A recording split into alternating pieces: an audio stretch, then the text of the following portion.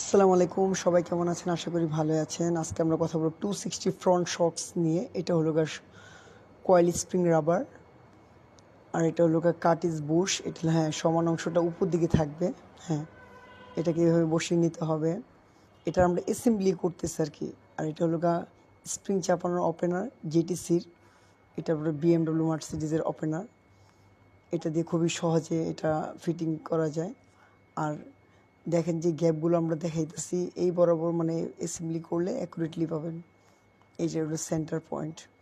এলে শক্সের যে উপরের মাথাটা এটার সাথে এই হ্যাঁ পয়েন্টটা মিলিয়ে তারপরে বসাবেন, তাহলে আপনার টোটালি একদম অ্যাকুরেটলি একটা ফিটিংস হবে। আর এই অ্যাকুরেটলিভাবে ফিটিং না হলে তখন আপনার প্রবলেম হয় আর কি অন্যদিকে। এই যে যে গ্যাপটা প্লেটের উপরে যেটা বসালাম এর আগে, এটা হলো শক্স ইনসুলেটর, আর এটা হলো শক্সের উপরে মাউন্টিং প্লেট। যে এটার প্রত্যেকটার সাইডগুলো আপনার অ্যাকুরেটলিভাবে বসানোর চেষ্টা করবেন, আর ফিটিংটা যাতে অ্যাকুরেটলি হয়, তাহলে আপনার পারফরমেন্সটা ভালো হবে আর কি। এটা হলো শক্স মাউন্টিং, এটা আমরা এখন বসাবো। জি,